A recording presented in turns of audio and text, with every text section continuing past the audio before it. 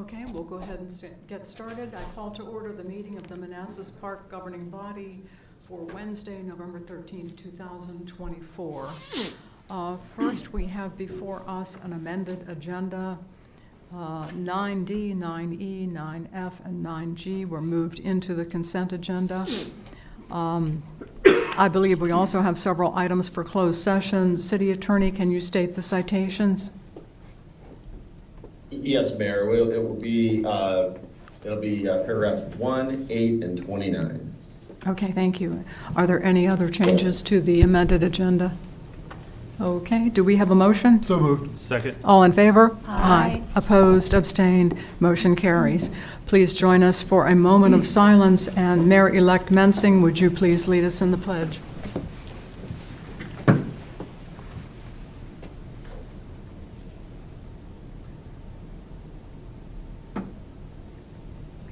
I pledge allegiance to the flag of the United States of America and to the republic for which it stands, one nation, under God, indivisible, with liberty and justice for all.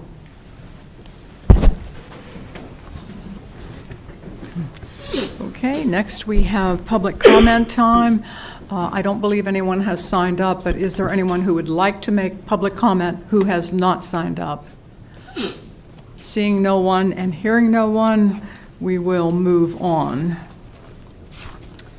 Okay.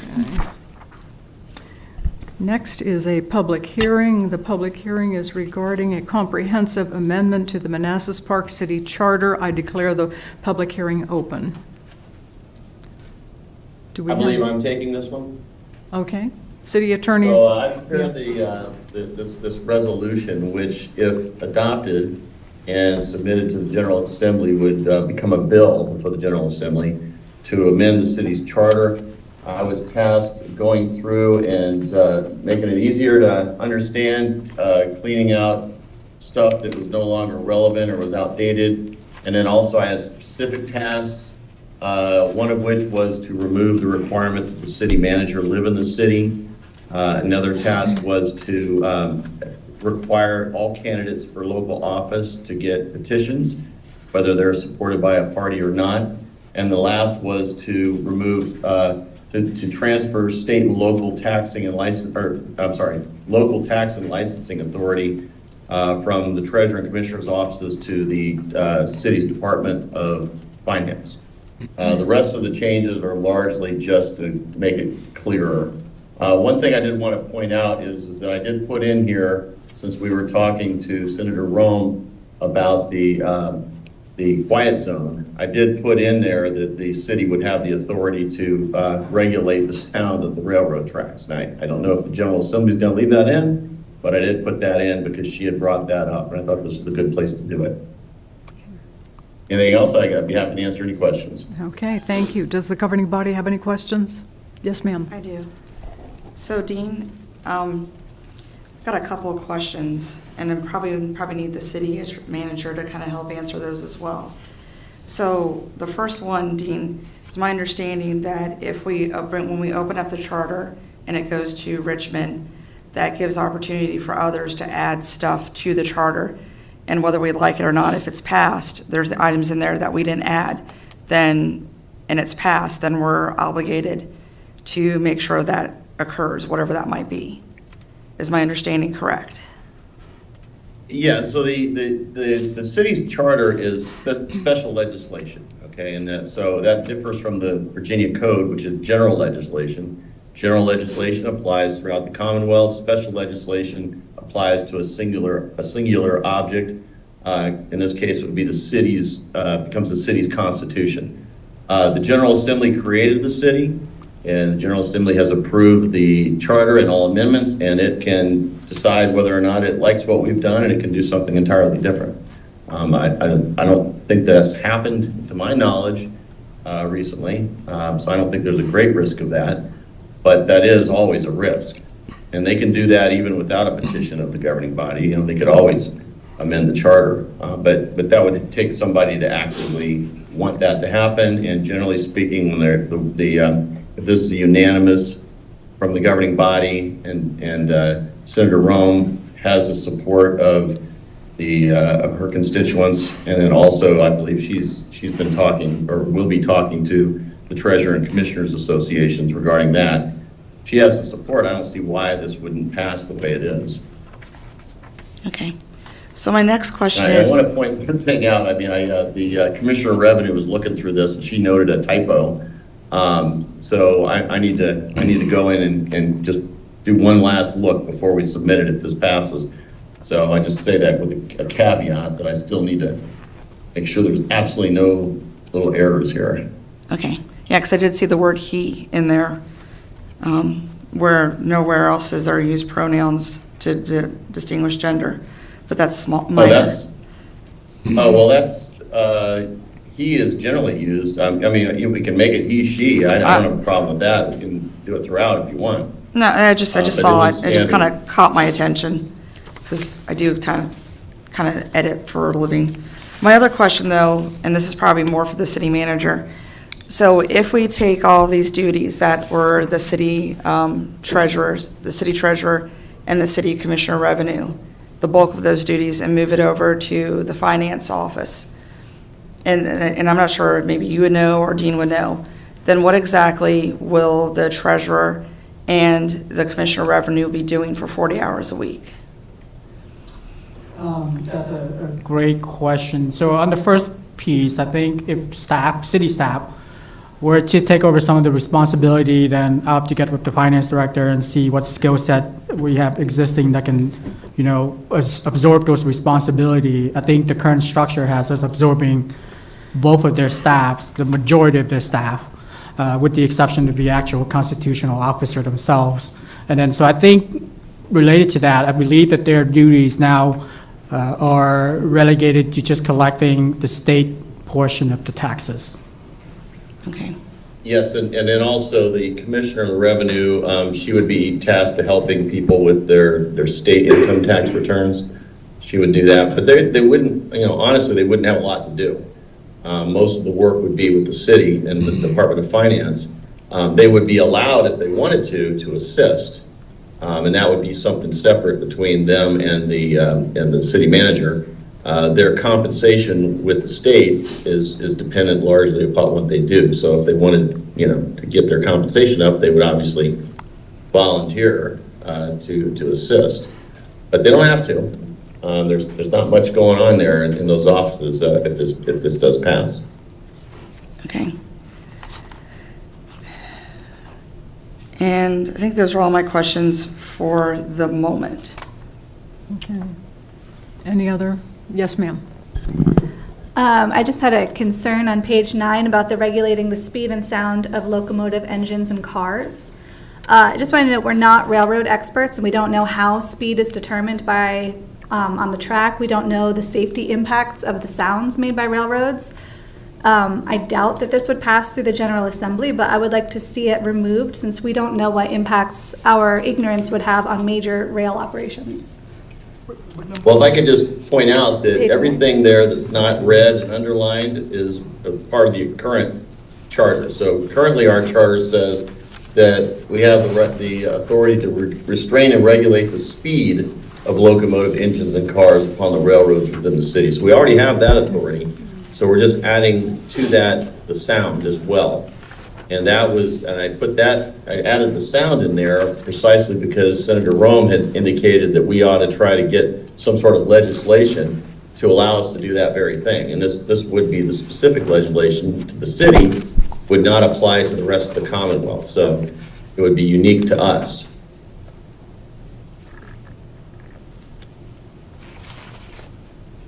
Do you have a follow-up? No, I don't, thanks. No? No follow-up? No. Okay. Any other comments? Or, yes, ma'am. I do. So one other question. What's the reasoning behind removing the text where it says we're removing the PD from the mayor and where it just falls under the city manager? And I ask this because I know in past years, we've not always had the best city managers. I just wonder if you could shed some light on that. Well, I can certainly put it back in there. It has caused problems in the past with, one of our city managers in particular was very disgruntled about this and actually, ended up subverting the process for the fire chief. We had a fire chief that was ready to go, and then the city manager said, "What do you think about the police being under the mayor and you being under me, and the mayor, voting on budgets?" And the guy said, "I don't like it," and he left. So it was problematic. It created allegations of a boss hog environment, where the mayor and the police chief were running roughshod. I mean, that was what some of the stuff that was said in the press. I took it out. I thought that's what had been told to me at one point. Now, if that's not the case, we can put it back in. I have no problem with it. Yeah, I was just wondering. And then one other question, I had a resident reach me tonight, and I think I corrected it for them, but they thought when it talked about the elections that people were only serving 2 years. And could you explain that it's not 2 years, just in case my explanation wasn't very clear? Can you point to Oh, sorry. the exact? Yeah, with the city council and the terms that they serve. I don't think I changed that, though. No, That's no, just but it was the way it is right now. Right, but Right now, No, I'm just asking Okay, because so- I had a resident reach out to me for clarification. And I was hoping that maybe you could clarify it. well, the way it works is that they're not 2-year terms. They're elected every 2 years, with half of the council elected 1 year, and then the other half 2 years later. And then the mayor is also elected on one of those. So there's 4-year terms for the mayor and council members. Does that make sense? Yeah, it does. Thank you. It's just staggered is all. Okay. And it keeps us from having a situation like they have in some of the other jurisdictions where the entire governing body is replaced all at once, which creates a lot of havoc with staff and, Right. and no continuity. So it's a very disruptive process. So this kind of keeps a little bit of a legacy going forward, so there's continuity. Okay, thank you. Okay. Well, That's all I got. I don't know if Hasib's got any questions. Hasib, do you have any questions? I know you just got here. Yeah. Councilmember Moore, do you have any questions? No, Okay. it's fine. Any follow-up? Okay. Nope, okay. I have a question regarding moving the duties to the finance department. Has any pre-planning taken place? So very preliminary discussions. I think because this process has such a long way to go legislatively that we haven't really had, sat down to really deep dive into this. So I think once I kind of see if this has picked up steam from that perspective, then we'll have, we'll sit down and have a more thorough discussion. But initially, we've identified that this is going to be, a lot of more demand on staff. So I think staffing is going to be the key component here. Okay, thank you. Well, can I just point out, though, that the current staff for the treasurer and commissioner's offices will transfer over to the finance department. And so you'll have the staffing. It's not, we don't have to hire new staff. The agreements we have with both the treasurer and the commissioner state very clearly that their staff will be given the opportunity to transfer over at the same pay rate, transfer all their benefits, all the leave balance they have, and they will keep the same job essentially. They just won't be reporting directly to the treasurer and commissioner. They'll be reporting to the director of finance instead. So we'll have the staffing. It's just a matter, it's going to be logistics of trying to transfer staff members at the same time as the duties are transferred. Okay, thank you. Welcome. Any last-minute comments or questions from the governing body? Yes, go ahead. Just piggybacking off that question, I guess the software that they use right now to collect the taxes and everything would need to be trained for our staff. Have they been, or have they not even seen that? So, based on what Dean just said, if we were to assume the treasurer and commissioner staff, and I have a follow-on comment on that point, they have been trained on Avinity. The new users, so there's going to be a ramp-up period. There's going to be a little bit of trial and error. But we've had new user training, new system training. And they're probably the best people on staff right now because they've been the most exposed. So I think that's a benefit for, absorbing those staffs. But I like to give my finance director the flexibility to manage his staff, right? I don't want to handicap him from the start by dictating that he will retain these staff in posterity if the arrangement is to work out. But Keith, they're going to be transferred pursuant to an agreement between those two offices and the governing body. Whether they're retained is going to be dependent upon how well they perform, just like any other employee. But part of the agreement between the governing body and those two offices is their employees will be transferred. Okay, that's fair. I can accept that. Okay. Do you have a follow-up? No. No, okay. Is there anyone who would like to make public comment in the audience? Seeing no one and hearing no one, do we have a motion to close the public hearing? So moved. Second. All in favor? Aye. Opposed, abstained, motion carries. Thank you. Okay, Mayor, can I ask you a question on that real quick? Yes. So you're going to be voting on this later tonight. I understand if that's the case, there were a couple of things that were asked of me, in particular, removing the regulation of the speed and sound of locomotives, and then also putting back in the mayor and city manager being in charge of the police department, depending upon what the governing body prefers. I just ask that you guys tell me if you want that to stay the way it is, or if you want to change it based upon what those two folks have said, when the time comes. Okay. What is the will of the governing body? I'm willing to concede on the rail since it was already in there, Okay. So, if that's the will. okay, rail, leave it in. Rail? I had a separate question, so. Oh, yes, go ahead first with your Yeah. question. I'm not sure if it's city manager or city attorney, the timing of this. So normally, we, after a public hearing, allow a meeting before we actually vote, and I see it's on the agenda tonight. Is there a timing issue, or can this wait until our next meeting? Like we traditionally and historically do after a public hearing?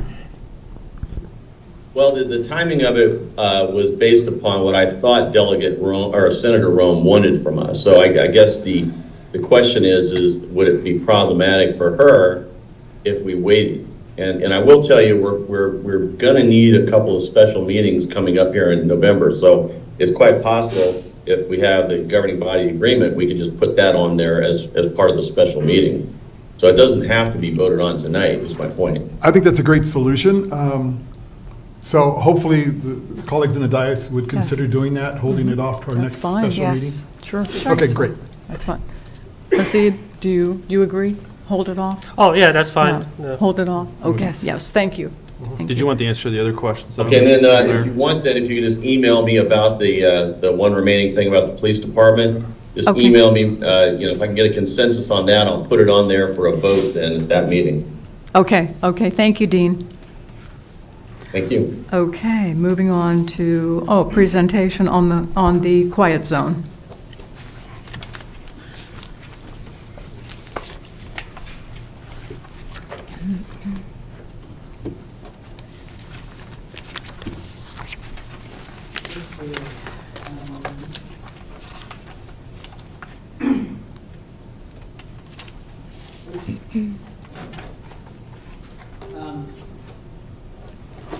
Good evening, Mayor, Vice Mayor, members of the governing body.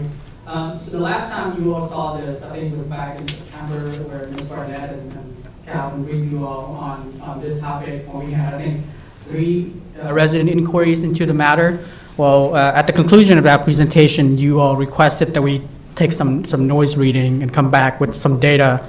And since then, we've had about, I want to say, 2 more inquiries, one being an HOA member. So I think, there are some folks out there that have asked this question. So I lost the slide, sorry.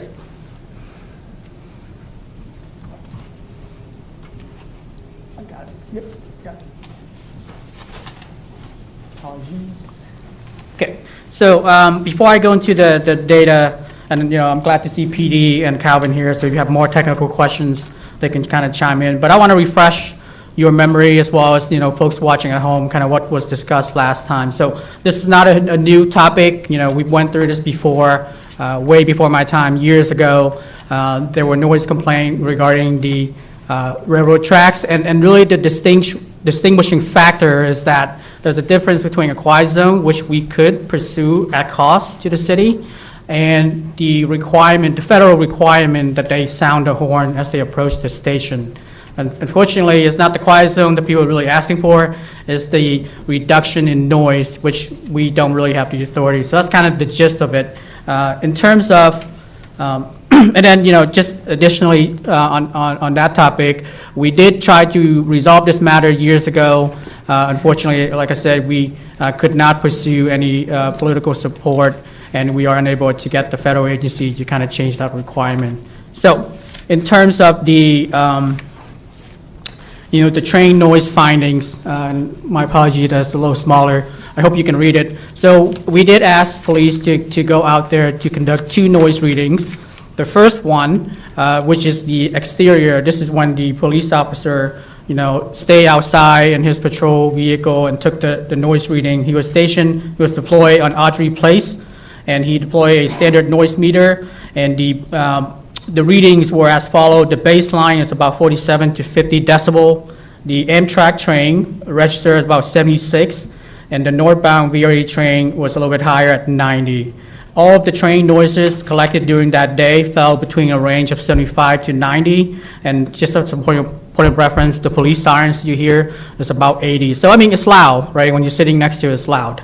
According to the National Institute for Occupational Safety and Health, anyone who is near 85, so this would apply, that range would apply, you really should wear hearing protection. So it is very loud outside, we know that, and when speaking with residents, one of the common complaints was that the Norfolk Southern are the most loud trains compared to Amtrak or VRE.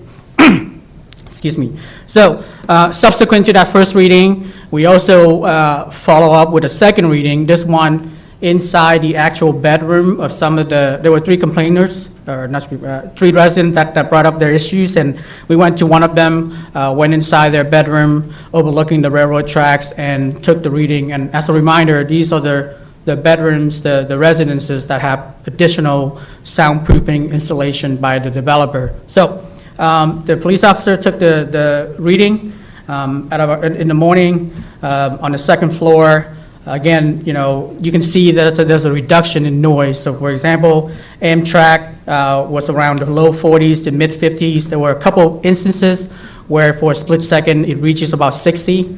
And then for the VRE, you're looking about in the 50 range as well. So you can kind of see the high range, 70, 90, drop down to about 50. And then again, the same comment, the Norfolk Southern were the loudest train. So what does that mean for us, right? What does those findings mean for us? So if you look at the zoning regulation on the bottom, that table there are separate zone, and the noise, the decibel level where it would constitute a noise ordinance violation. And so of all the ranges, with the exception of a couple of split second where it reaches 60, all of them were kind of below the noise ordinance. So unfortunately, that's the data we got. Given kind of the constraint that we have, we can certainly re-engage our political leaders since we have new congressional representation now. We can certainly do that, but the way forward is kind of the same as the last time we briefed this. We can re-engage, but absent the federal agency changing their requirements, there's really not a lot we can do. If I miss anything.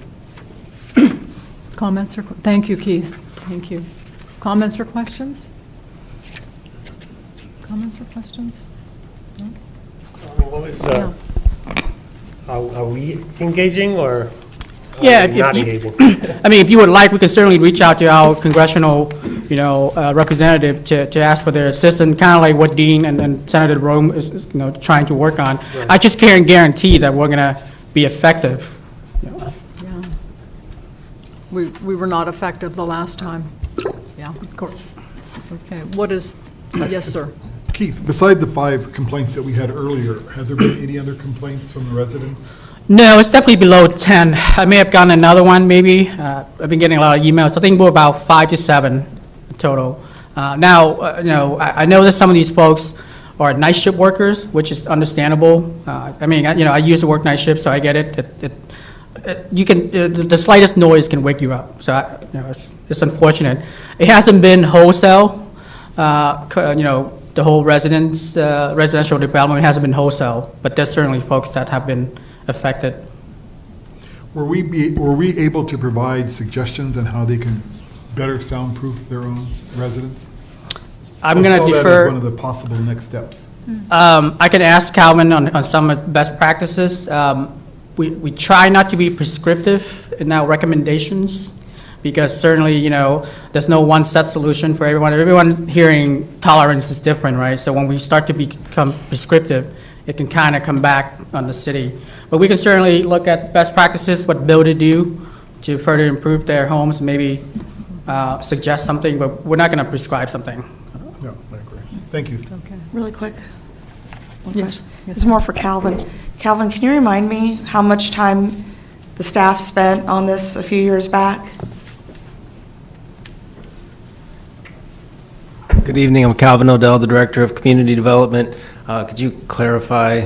Yep, when we spoke about it last time, I was asking for how many staff hours was spent to try to fix this a few years back when this first came Oh, across. for the original Quiet Yes. Zone project? Yes. Oh, so that was, I actually was initially managing that project. It was something, I did the initial legwork, which is going into the Federal Rail Administration's Quiet Zone calculator, determining the average speed of the trains and determining what safety measures would for certain be required.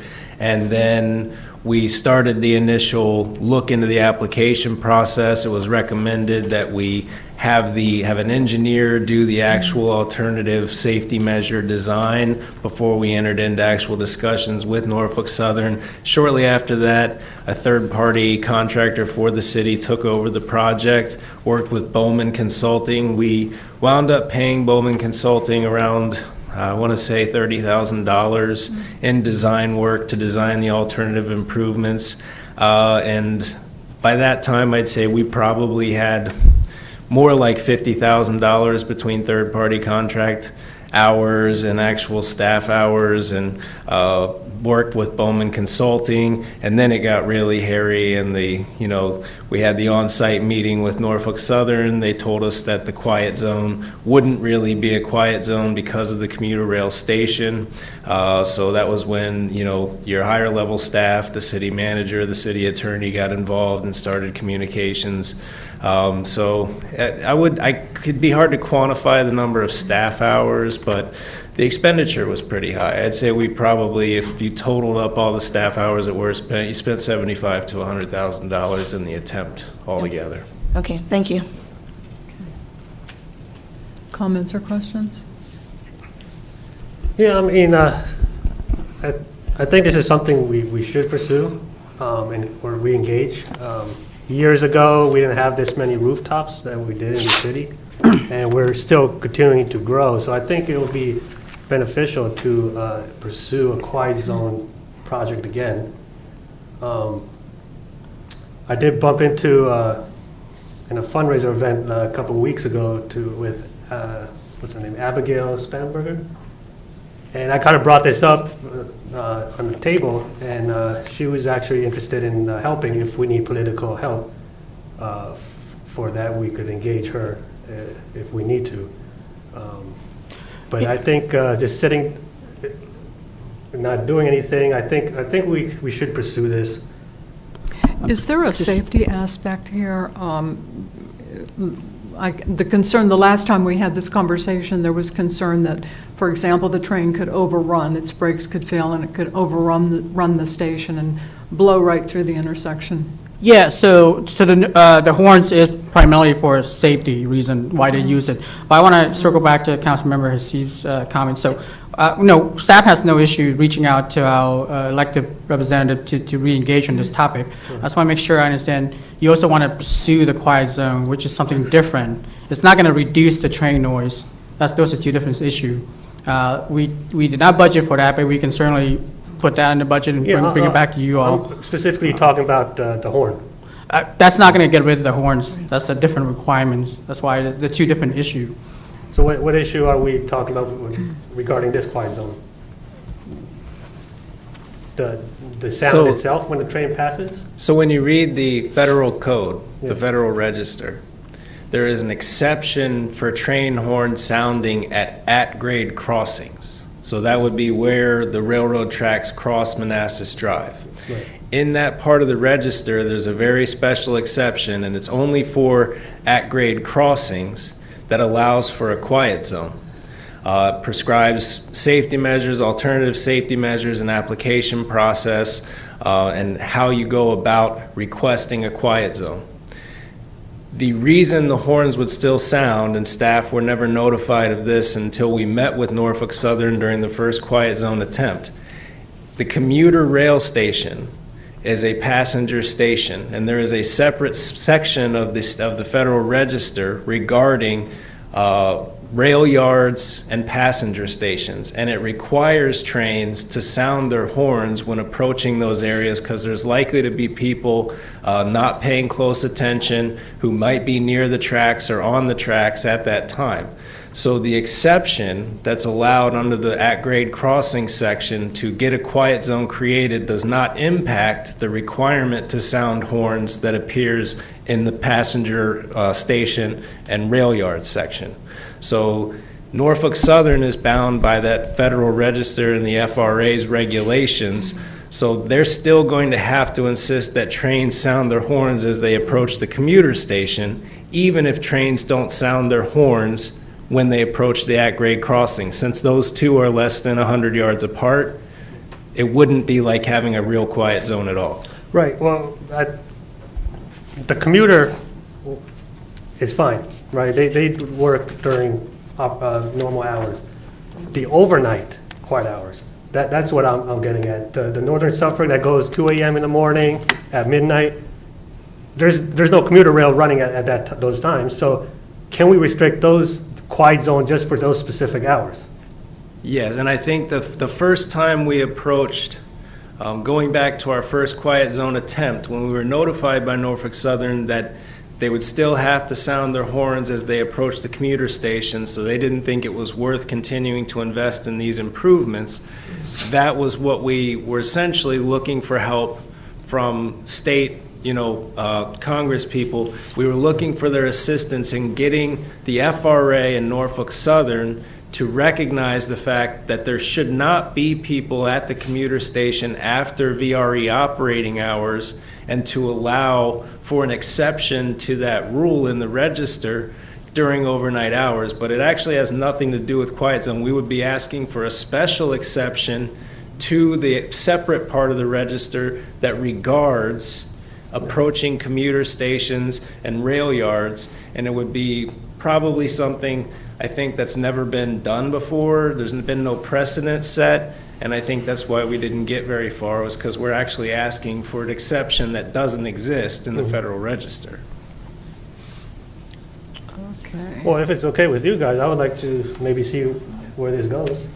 Can I make a comment? Well, I oppose going forward with this. We tried to do this. Congresswoman Comstock at the time was the head of the Transportation Committee, and again, it didn't go anywhere.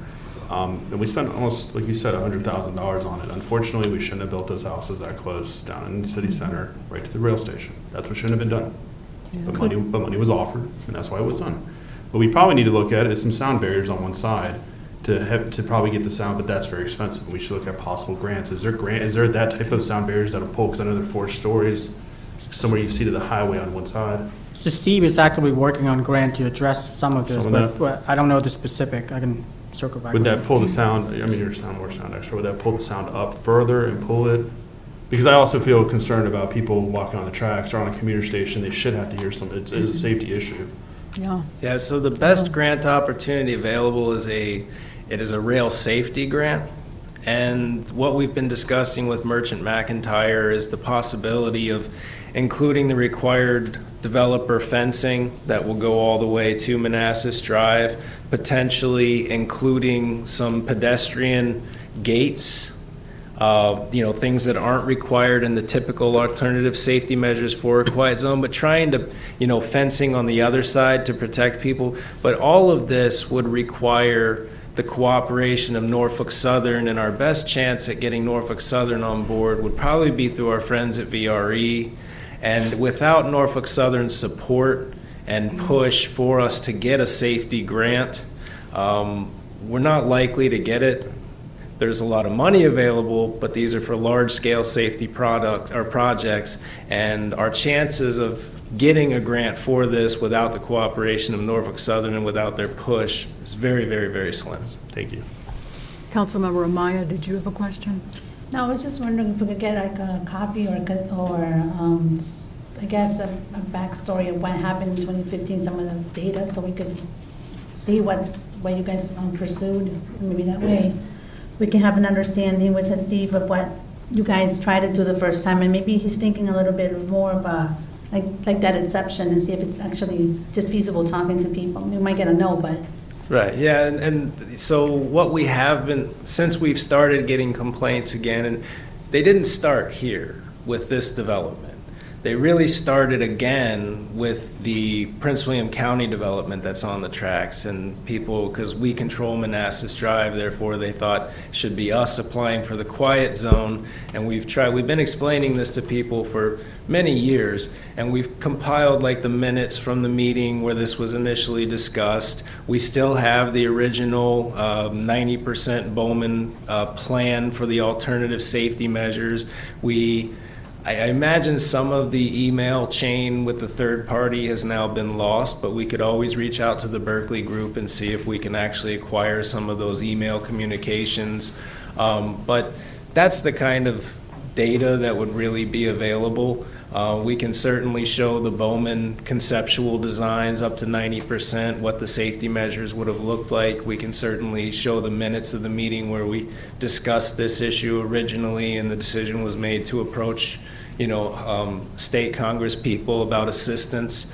But that's what we've been doing to this point with people who want to understand what the situation is and what we've done. It's just handing them the minutes from the meeting, this is what was discussed, showing them the original plan and concept and saying, this is where we hit the roadblock and this is what we did and it didn't get anywhere. Do you think that would be helpful, Haseeb, to get the background story? Or you just want to go ahead and talk to your...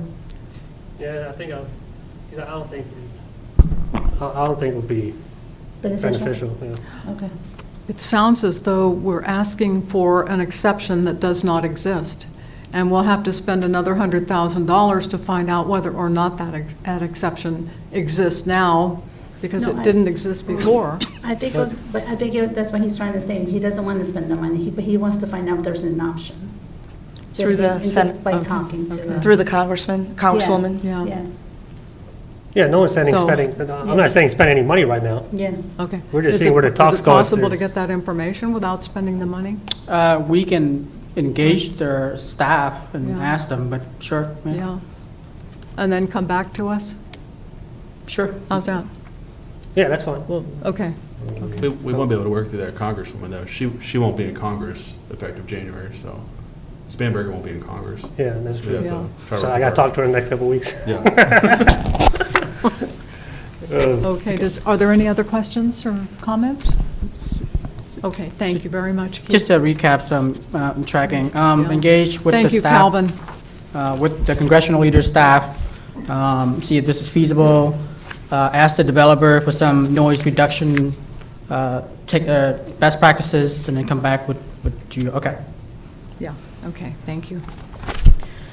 All right, I Okay, believe moving I'm on to still the up. next presentation is the light parade. Yes, I think I'm still up.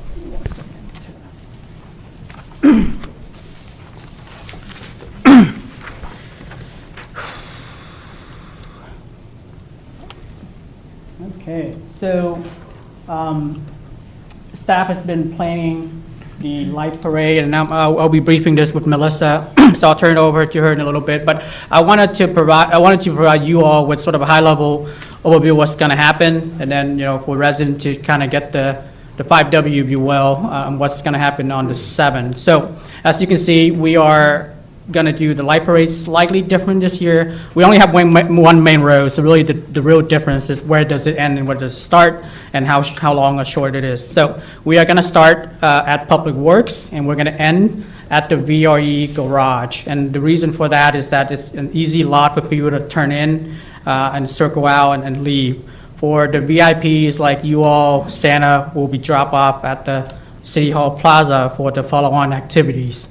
Now, there's a couple of things that I kind of want to mention to residents, because I know we've gotten a lot of different feedback that are maybe competing requirements. So one of the things that is very challenging with this parade is that we're reconciling a lot of different variables that are very difficult to reconcile, right? On the one hand, the original parade is, I think, close to 3.2 miles or something like that. You know, for point of reference, the Thanksgiving parade at Macy is 2.5. That's a very long parade. Number two, speed of march, right? A lot of feedback we receive is that they would like to see more interactions, more walking, and that's a very difficult thing to do when you have a long route. And then the third variable that we try to reconcile is time. Now that we have, essentially a watch party with plenty of fun activities on the plaza, one of the feedback we got is that the parade takes so long to get to the plaza, and so we push those activities back on the back end, which, it gets too late for some kids and families. So it's very difficult to kind of reconcile all of these variables. So this is the best that we can do to make sure that we create more interactions by allowing walkers, by giving out candies. This helped with our police for control of the movement and the pace of march for the whole parade, because this is a very long parade, and you're traversing not a historic main street, you're traversing a main thoroughfare.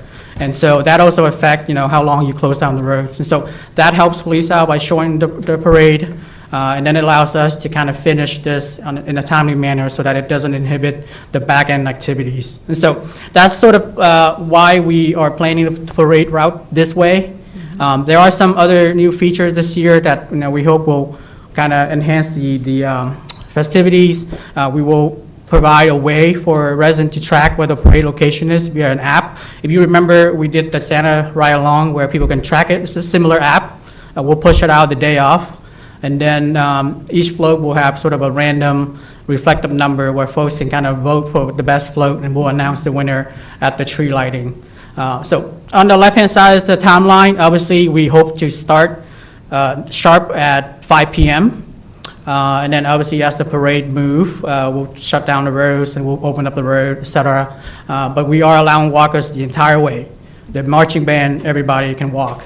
And then we hope to end here, I want to say, I think we're estimating about an hour and a half, but it just depends on kind of how interactive it is, right?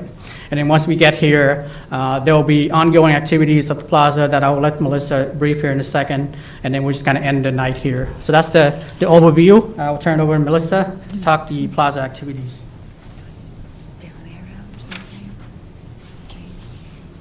Oh, yeah, just press down, sorry. Oh, fabulous. Good afternoon. Okay, so for the City Hall viewing party, we've got a lot going on there. We do have a pre-movie for the people who are waiting for the parade to start or actually get to our area, which is Charlie Brown's Christmas. It's a 30-minute long movie, so it'll start at 4:30. Even within all of that, we do have the library doing quite a few things. They've got story time with a Christmas tale, snowflake station, scavenger hunt, and snowman on the shelf. Not elf, but snowman on a shelf. They will be offering those to anybody who's here waiting for the parade to come down and to get started with the movies on the plaza. We will have the high school band coming to play.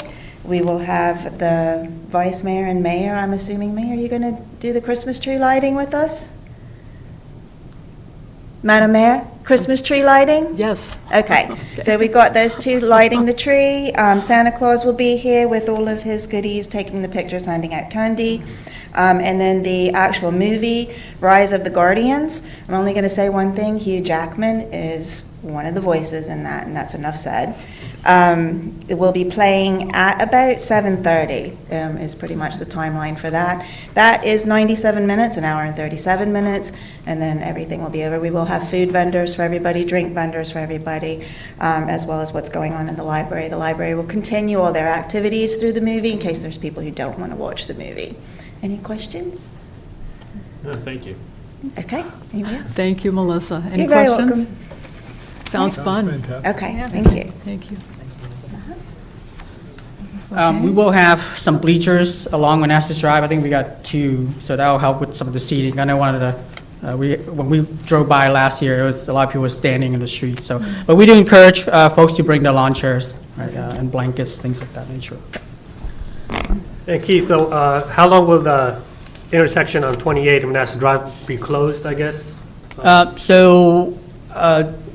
Do you guys want to talk? So I think when we start at 5 p.m., they're going to close all lane going the same direction. So that's eastbound. This one? Yep. And once we clear it, obviously, we'll reopen it immediately. I think the main intersection has always been 28. And so that's why we're going to try to, balance enjoying yourself while walking, but also maintaining that brisk pace so that we do clear up that intersection as quick as possible. Now, once we cross that, it's kind of smooth sailing because we don't usually get a lot of traffic on this end during that time. Thank you. Any other questions? Questions? Really Yes, quick. ma'am.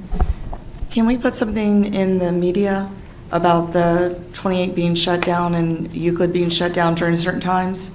Yes, that's one of the things we will push out is the road closure. That's one of the main things. And this is just to give you all an idea, and whoever is watching from home, an idea of what's going to happen. But we will make sure messaging gets pushed out, and that is number 1 on our list is the road closures. Not just our social media, but ahead of time to local media. Yep. And I know we can't put a variable sign out there because that'd probably be too distractive when people are driving. We can use Everbridge. I think this is a tier 1 event for the city that affects Okay. a lot of equities. We can certainly push on Everbridge as well.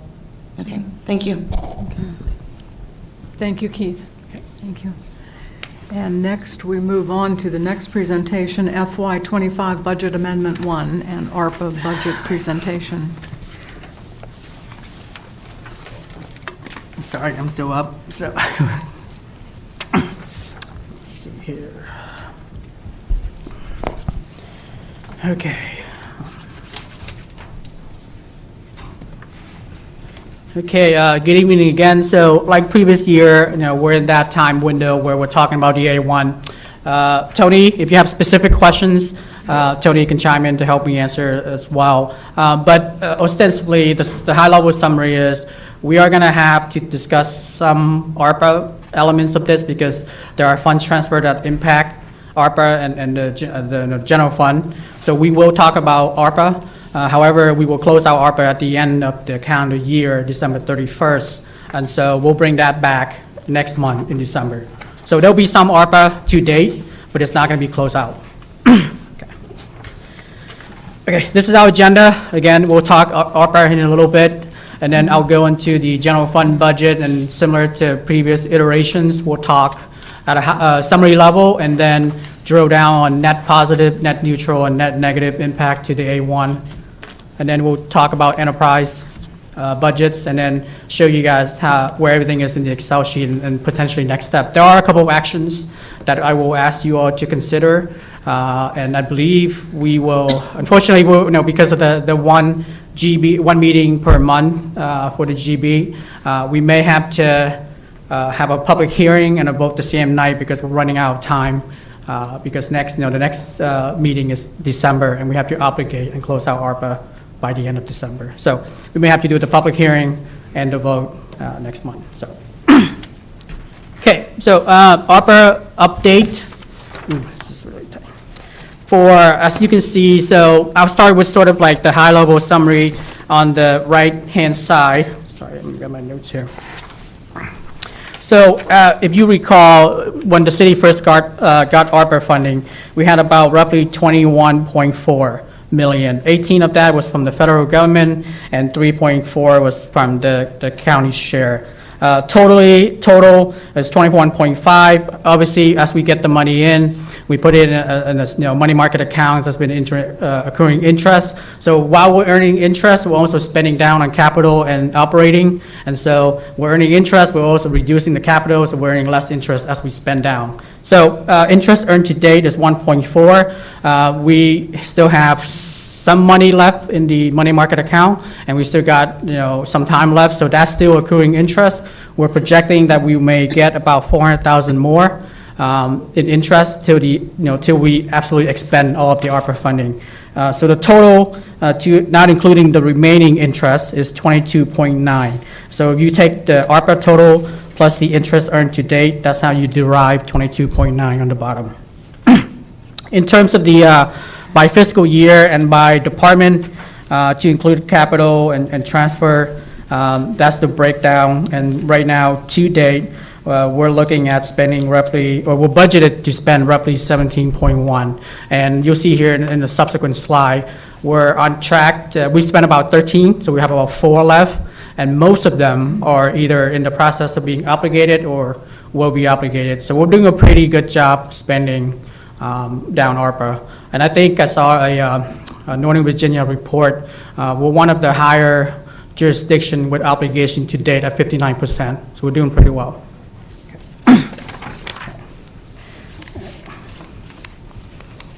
Okay, so the next several slides will kind of deep dive into the ARPA budget, but at the departmental level. And there's a couple of key things I want to highlight. Most important is the legend table on the bottom left, so you can kind of see how you can read this. So anything that is in that yellow color-coded is carryover, meaning we budgeted at a previous year, most of them fiscal year 24. We either didn't get to it or we didn't finish it, and so we carried forward to 25. And then anything in blue is reclassified or being charged starting today to lost revenue. And what that is kind of like standard deduction on your tax reporting, to where, I think we're allocated 10 million for lost revenue, meaning that anything that is eligible can just kind of be charged to it, and we don't have to kind of get in the weeds in terms of reporting on that line item. So if you think about $22 million total, $10 million lost revenue, that makes our job a lot easier if we can just charge to that line, right? Now, things have to be eligible in order to be charged to that line, but it makes reporting easier. And then anything that is sort of that red, pinkish color is an addition to the budget, meaning we either under budgeted or the costs have ran over. So for fire, as you can see, we have 3 items that we carry forward. All of those are on track to be spent by the end of the calendar year. For CIP, we have to obligate by the end of the calendar year, but for operating, so things like salaries, we have until 2026. So. For Parks and Rec, as you can see, so the one thing that I want to highlight, so we have 2 carryover. The big ticket item there, as you can see, is the Signal Hill Park renovations at 1.08. That one will consist of 3 items, 2 of which are on tonight's agenda, the Outpost and the tennis court, and we'll bring the pavilion back to you in December. We're still waiting for the RFP for that to close. And then the design engineering is the prerequisite to the actual work. So those 2 are related. Other than that, pretty straightforward for Parks and Rec.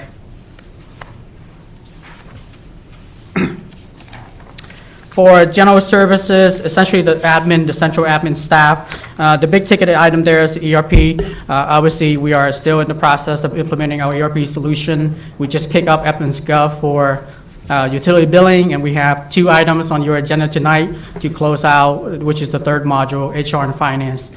I believe we should be able to spend all of it. There may be a marginal saving, but for software, I'm okay with taking the risk of not using every single cent of that, just because software, when it comes to integration, we always have issues that incur overrun.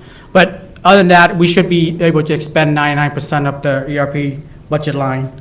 The only other thing that I want to mention here is the capital loss revenue line for the digital drive building. As a reminder, we spent $6 million to purchase the building, 3.5 of which was ARPA and 2.5 was borrowed from the water sewer fund.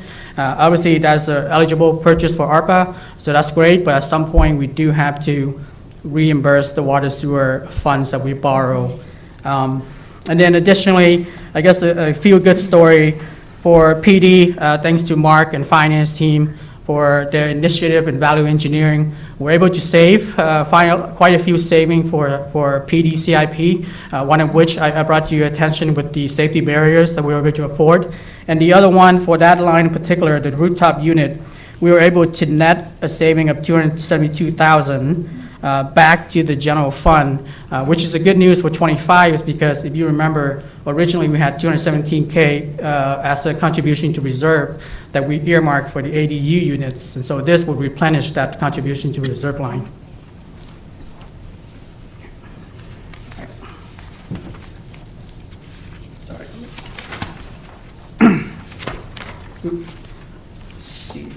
Sorry, trying to get my bearing here.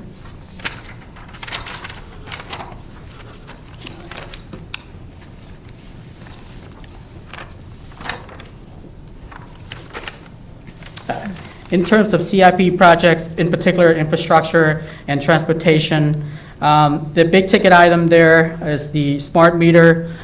We are projected to have some saving from the smart meter. Right now, in 25, we're budgeted to $526K to finish the project.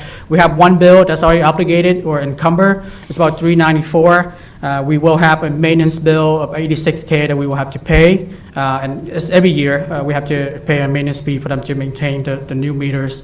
And then we may have to purchase a couple or several sub-meters for some of the new buildings that we have tenants. So Digital Drive being one, and City Hall for the 2 restaurants being one.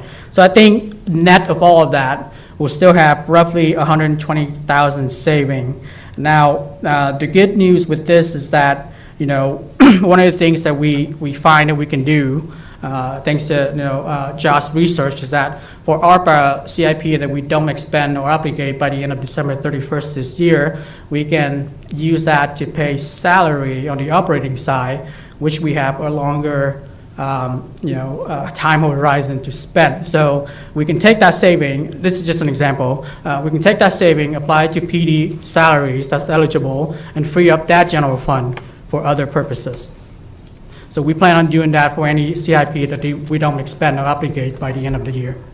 And that's one of the items. Other than that, everything in transportation will be obligated by the end of the year. And so to date, like I mentioned previously, total ARPA CIP budget of 17, and we have 13.4 spent to date. This does not include the interest that we have earning in the money market account, which is great because we also found out that the interest is unrestricted. So we can use that any way we want at the conclusion of ARPA. Okay, so moving on to the fiscal year 25 amendment. Like I said, we'll start with a summary level, and then we'll deep dive into the net neutral, net positive, net negative at the department level. Okay, so busy slide, but as always, on the top, you have the revenue, and then on the bottom, you have the expenditure side. In summary, the budget, the A1 has an $8.9 million increase.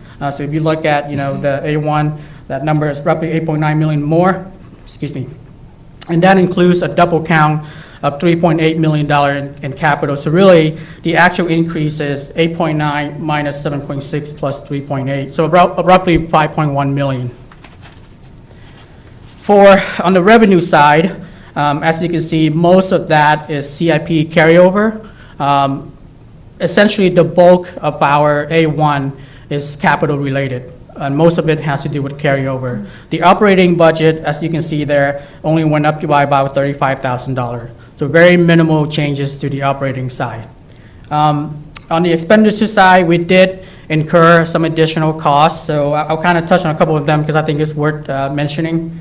Obviously, we've seen an increase in Versa insurance And that's a function of we're onboarding the fleet. If you remember the fleet model, we have about 20 vehicles per year. And so we're onboarding new vehicles, and they are newer, which result in higher premiums. We've also had a couple of accidents that kind of caused the premiums to go up. In addition, moving down to city administration, we had several HR-related lines that went up. So we accounted for the potential topic tonight, the new city manager agreement. We accounted for his slight bump, or the slight bump in salary there. We did have an IRS late fee. I don't know if you recall, there was a period where we were kind of late in our IRS filings. We finally got a late bill.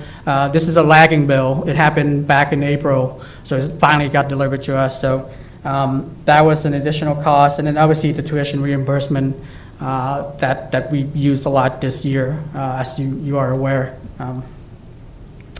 And then for police, the increase in overtime, that was due to the missing person case. That, as we should, police did a good job on that, but obviously they worked very hard and it resulted in overtime. And then the only other item of note is the fire department medication, EMS medication, new procedures where we had to buy the safe and install the safe and buy additional medication. So that's an additional charge or additional cost to the A1. So that's the summary of the A1. The bulk, again, like I said, is capital carryover and marginal increases on the operating side. Okay, so just a quick summary on the ARPA carryover and closeout. And I'll just kind of, so in summary, $1.6 million total in ARPA carryover from last year to this year. With the breakdown, as you can see there, all of those will be expended, minus a slight saving, I think, in ERP, but all of those will be expended. I mentioned the digital drive building. Really, the only thing of note here is, let's see, the 1.4 million in expenditure for the aid to tourism. So that is the tenant improvement program for the restaurants across the street and on the plaza.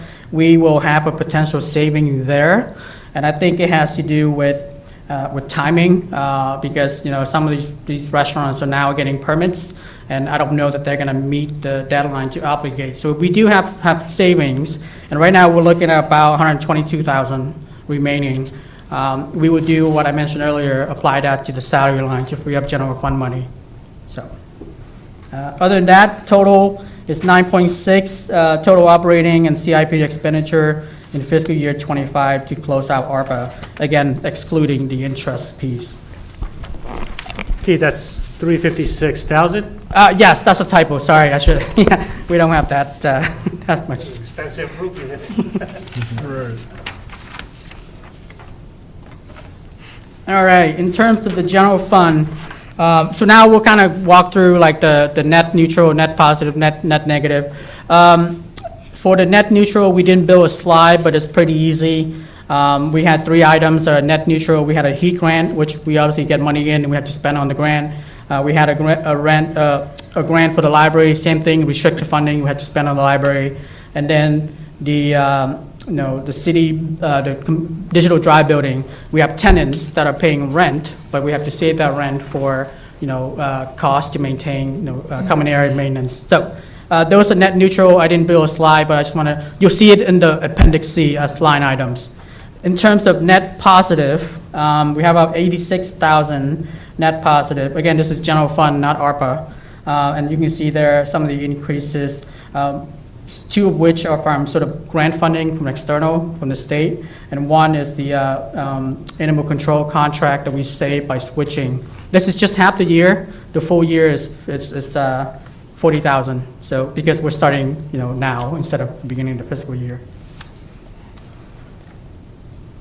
So we kind of recapping a little bit for the general fund, 1.9 million total carryover. That includes, that's not counting ARPA and transportation, the total $5.6 million carryover. And if you break that down, it consists of the 2 million transportation, the 1.7 for ARPA, and the 1.9. All of that combined to make 5.6 total.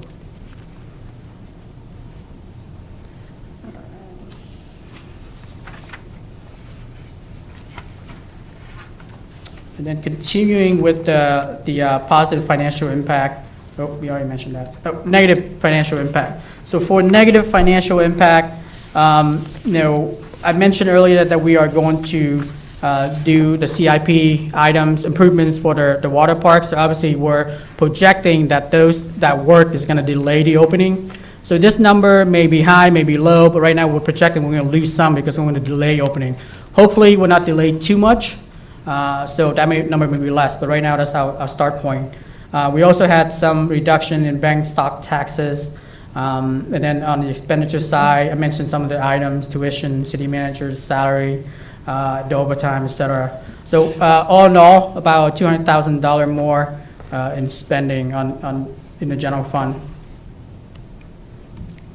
A while back, I think during the fiscal year 25 budget deliberation, there was a question about staff, and what I did here was I went back and, the start point is what are the positions that are frozen. And so as you can see there, we had 7 positions frozen for fiscal year 25 at the start of the budget cycle, and their corresponding salary ranges. And then I also look at the wish list, right? Because if you look at the Appendix C, there's a tab called Desired Positions. And I went down the list, and obviously everybody's short-staffed, I understand that. But above the list, DSS, they're pretty stable. I think she just about to hire her last specialist, and I think she's about to be full staff. Person rec is stable. I know Jay needs some help with events planning, but for the most part, he's stable. Fire is about to institute that new shift plan, so they're stable. PD could always use more officer, but for now, he has that sergeant that's frozen. And so across the board from the wish list, there was really one that I thought that we may need if we had the funding. I'm not saying that we will, hire this person, but of all the lists from the tab that I've identified that one as sort of something that could be potentially useful for us. And then at the end of the day, by looking at all of the, across the frozen position, the wish list, what we have available, vacancy, et cetera, my recommendation is to hire these 2 folks, and I'll explain why in a second. The first one is the collection specialist. Right now, looking at our delinquency, we have $1 million delinquent that we have not collected. The hiring range for this is $72,000, and so even if you collect 10% of that, you've already made back that money and more. And so I think there's something to be said for efficiency's sake when we collect in-house. And I talked to Chief and the Treasurer's office, and both are in concurrence. They think this is a good idea, and I highly recommend this. I mean, we cannot bleed $1 million every year. That is just incredible. And then the second thing that I would recommend is the building official. Now, if you look at the frozen positions, right, the initial cycle, we mentioned building inspector and zoning enforcement because of various reasons, short-term rentals being one of them. I went back and discussed with Calvin and Mickey, and we identified that the building official is more beneficial because he can do both building official duty and building inspector duties. In addition, and I'm not sure if this is public knowledge yet, but we believe that the building inspector may be retiring soon, and so we need to backfill that position anyway at some point. And so I think the value is there in hiring a building official to cover down for that building inspector at some point, has a broader portfolio or can manage a broader portfolio, and kind of alleviate the pressure on Calvin, who is the director for 2 departments and the building official. And so I think there's a lot of value there for the salary range. And how we're going to fund this is, as you can see there, we have a vacancy for the system engineer. He has moved on to other opportunities. And despite the value engineering that Don did to restructure his staff, we have a net saving there. And then we will have a net saving from the building inspector retiring to kind of cover this position. So looking at the list, bringing this back to you all, that's the recommendation, subject to your vote when we bring this back in December. Keith, in the meantime, why can't we just outsource the collections to a collections firm? So right now we are, and it's, that, I can bring that back as a separate topic, but bottom line is it's very inefficient. Actually, so we have 3 players in this sort of triangle for collections, right? We got the treasurer, the city that bills out the bill, or, I'm sorry, we got the red light camera company, a third-party company, that, flashes or whatever, send the data to our police. They have to watch it and confirm, yes, that's a violation, that's not a violation. So then they script the list, send it back to the red light company, they send out the bill. So imagine you, as the resident, got a red light ticket from a third-party company. You have two choices. Most people just kind of pay it or they ignore it because they don't know it's not coming from the city. So there's a huge delinquency there, and then at some point, if you don't pay, they kind of give up on billing you. They send you over to Patty, who then send it to a third party to collect. So now imagine you get a different bill from the collection agency. It creates a lot of confusion for resident. It's not efficient, and we think that we can manage it better in-house. Keith, I have a question. What tools does the city have to collect from those people that have not paid? So if you haven't paid, I'm assuming you're not getting your city sticker for your car or some other kinds of impact for not paying your red light bill. So, yes. What are we doing? Do you want to share, Chief? So we do have some mechanism.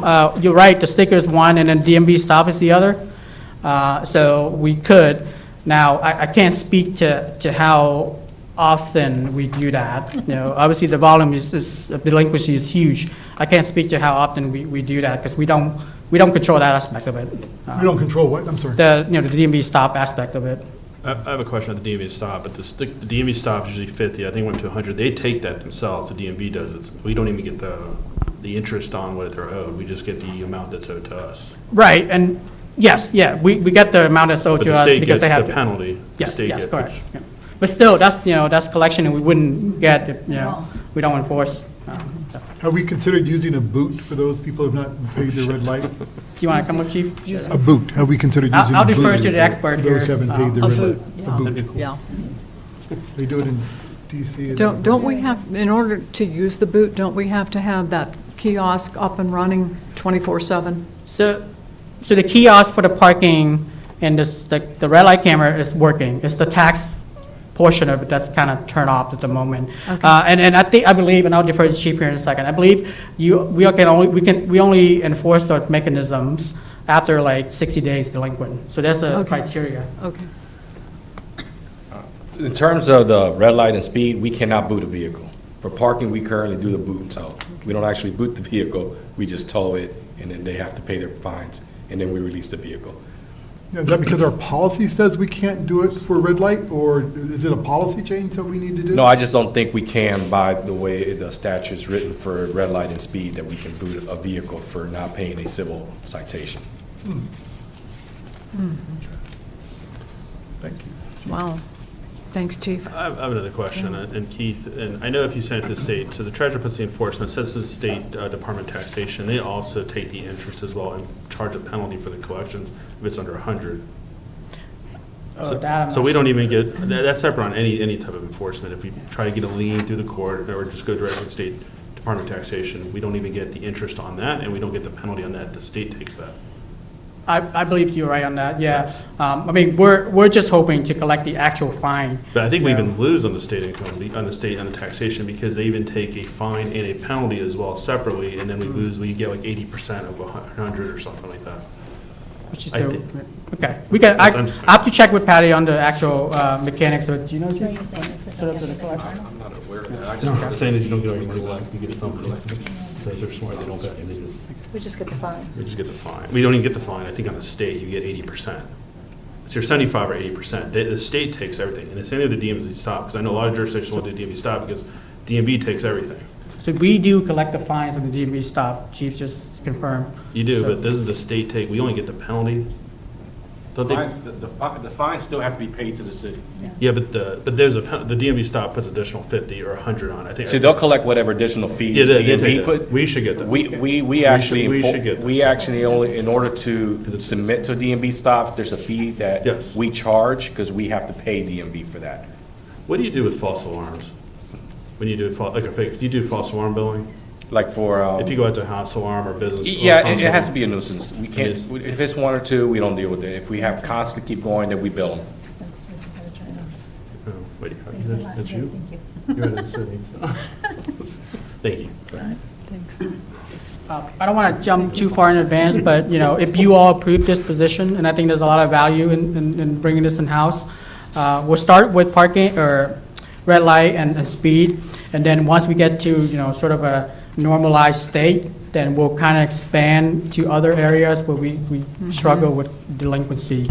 So I think both of your recommendations are excellent. Really quick And the building question. official appears to be very versatile, which is good news, and will take the burden off Calvin, help take the burden off. Yeah. I've got a question. Yes, ma'am. Where would the collection specialist be housed? Great question. So from a lines of authority, he or she will report to the finance director because, you know, for this person to be effective, he or she will have to have some access from PD data, some access data from treasurer, and so to kind of mitigate the potential conflict, we will have that person report to finance, who has a great relationship with both. Physically, we will have that person either at the police lobby, at the police lobby, where when you walk in, there's that glass. It would be the village, basically like the check-in room. Yes. Yeah. Any other comments, questions? And we've already, you know, initiated conversation with the payment portal for this additional capabilities once you guys approve it. So we've already kind of, you know, let them know ahead of time, hey, what's the work involved in this should the GB approve? So they already kind of start the research on it, so it should be a quick turn from a technology perspective. We would forego those second and third parties, and the collection specialist would be the one tracking the folks down and getting the money? Yes, now Patty has expressed a desire to retain TACS for her other bills, and that's her prerogative, but ostensibly, yes, we will do this in-house. And I just have a quick question on that. So your goal eventually with the transition from the treasurer's office, if this all moves forward, we would have a billing and collections division, such as those other jurisdictions that have gone ahead with that transition. And that position would probably be part of finance under a collection billing division, correct? Well, I don't want to commit to sort of a organizational structure, but yes, this is going to be part of finance, and the goal right now is to get this money collected before we kind of expand the portfolio. Yeah. Thank you. Yeah, $1 million. Sorry, before we move on, one more comment regarding a recommendation for the collection specialist. You know, red light cameras, tickets are sometimes contested. And, you know, with the whole driver identification, who's driving, who's not. So the people that are not paying this, do you think once they get a collections, they take it to court and they say, I was not behind the wheel, what's the actual chances of us actually collecting delinquency on these tickets? I'm going to defer that to Chief. Sure, So they'll miss the window to contest it in court. I see, okay, So they'll be in collections. I see. So our Avero Mobility, which is our current company we use for our tickets, they sent them a letter initially saying, hey, you have an outstanding debt for a fine for, I believe, the first 60 days. After that is when it goes to our treasurer's office and it goes to collections. We're going to bypass that and it'll go directly to us. Right, okay, that makes sense then. With that company, what is the return rate percentage-wise on any, at least in the 70s or 80s, or is it? I'd be guessing. I'd have to find out. I think they told me at one point, but I can't remember what they said. And I think there's an intangible benefit here too, right?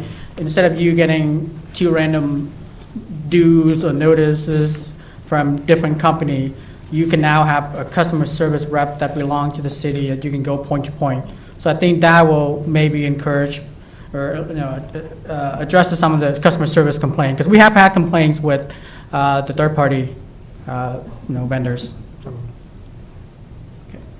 Okay, moving on to the next. So enterprise is pretty easy. Most of the changes, like I mentioned, is on the ARPA and general fund. But as you can see, enterprise, a lot of no change except for the CIP carryover. That's really it. Now, the only thing of note is that 2.5 million from the water sewer that we will have to reimburse at some point. And then, again, just carry over, and I mentioned that 2.5 million. Other than that, any question before we kind of go into the spreadsheet? Okay, questions? Yes. Yeah, City Manager, I had a question on page 11. Sure, let me go back, sorry. The 1.1 million for Signal Hill, Yes. we're going to do some great work there with the Outpost, the pavilion, and the tennis courts. But I'm still concerned, and I've raised this almost every year, about the serious issues of ADA in the bathrooms at the pool. Yeah, So so, when are we going to fix the ADA issues? Because I'm concerned that people in our community aren't able to use our facilities because they're not compliant. yeah, so, and I'll provide some context to this line item. So you're absolutely right. I think the original plan was to, you know, to address at some point the, what is that thing called? The structure, with the bathrooms and the pump room. You know, I think the total cost came in at roughly, I think it was 6 million. Is that right, Jay? It's 5 or 6 million? 3.2 without pumping equipment. With the pump equipment. We got a price on that. So that piece alone was 3.2, plus, you know, the 1 million for the 3 different items you see here. And so, at that time, we didn't have the budget to really support this. We hope to be able to, through, you know, further economic development initiative, to be able to do that as soon as possible. Right now, you know, unless we use fund balance, and that's you all vote to do this, I don't think it's worth, you know, it depends on what you want to do, right? If we want to tear this building down and rebuild for $3 million within the next 2 years, then I don't think it's worth throwing good money after bad for ADA. We should just build it into the CIP plan and execute the ground up project. But if we want to, you know, defer the actual replacement to maybe 5 or 10 years, and we can get a quote for ADA improvements and see how much that is. Hopefully it's on the low end, and we can kind of piecemeal it. But at some point, I think that building will have to be replaced. Oh, I agree. It needs to be torn down and replaced with a facility that's ADA compliant, so that Unfortunately, we just our have so many. disabled residents can use the facility in a proper way. You know, unfortunately, we just had so many CIP projects that we just didn't have enough funds to cover them all. You remember, at the start of this, to include this, we had 23 CIP projects booted. We only brought one forward, which is the safety barrier. And so it's just, you know, it's just a matter of not having enough resources to cover everything. I can, you know, once we start the 26 budget cycle, I can look, you know, every time we start a new cycle, we have to rack and stack everything anew, CIP included. And so we can see where we can, you know, afford to bring that in if at all possible. I can't make any promises. Are there recreational grants available? I know that we have worked with Merchant McIntyre on a couple of trail-related grants. I don't know about recreational infrastructure. I haven't seen any, but not saying they're not out there, but I have not recently seen it. We can look into it. I mean, I know that is a, you know, interestingly enough, we know that the Outpost, I've seen the Outpost myself, is in pretty bad shape. That's an absolute must replace. We've had some comments about the pavilion and tennis courts, and I know we've gotten, you know, comments about the bathrooms and the structure there, and the pump room is also in bad shape. So yes, it's on our you know, list of wants, and we would like to do that as soon as possible. I just, in this budget, I don't know that I can do that. That's a big chunk.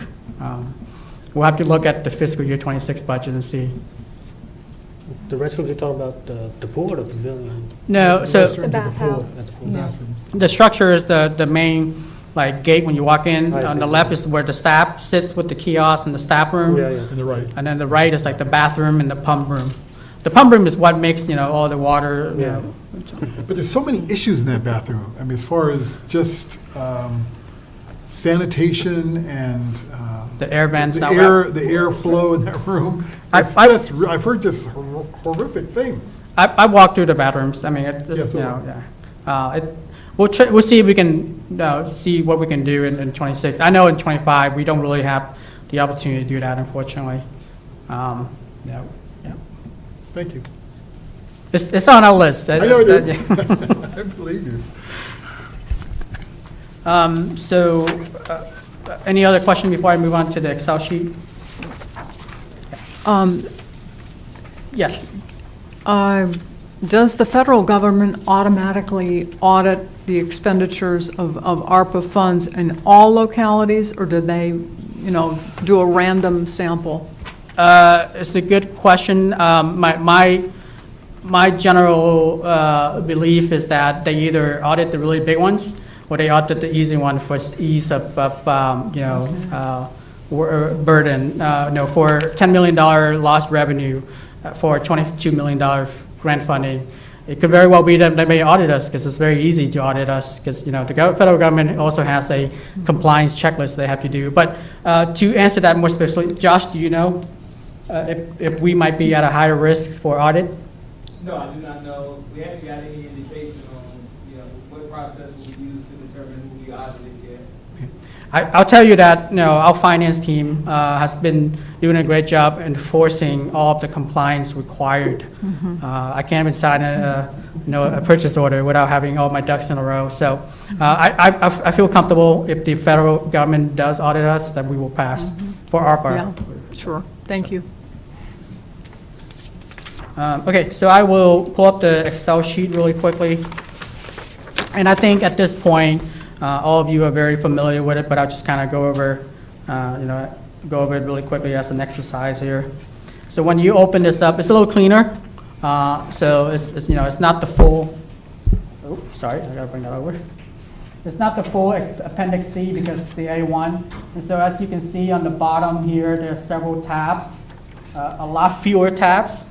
You got the overview, the line item budget, the capital overview, the actual line item for the capital, and whatever we carry over for fiscal year 24. And so we will post this on the city website. I don't remember I sent this out to you, but I can certainly send it out to you all as well. Feel free to look into it. Obviously we have another month before we bring it back for you all to do the public hearing and the vote. So between now and then, we're happy to answer any questions once you look through this. Just let us know. Other than that, I think there's a couple of actually that transition to the next step. One second.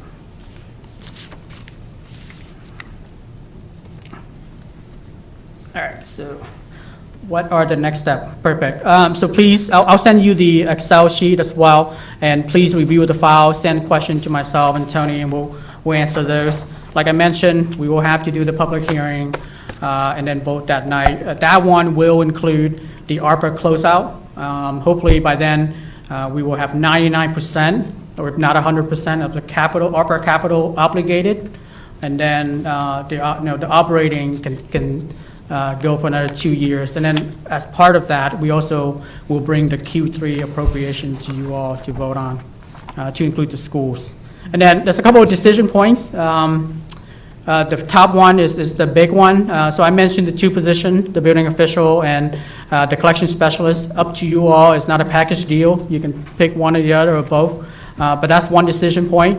The other decision point is every year as we close out a budget, one of the things that we try to do for staff is provide a small bonus. In fiscal year 24, we are anticipating, I think, a 1.9 mil surplus, and so I am requesting to do a small bonus for full-time staff and part-time staff. Full-time will get 1,000, part-time will get 500, and they have to be employed with the city before fiscal year 25 started in order to qualify for the bonus, and that is an aggregate cost of about $200,000. So $1.9 million surplus from fiscal year 24, projected, because we still got to close out, projected surplus from 24.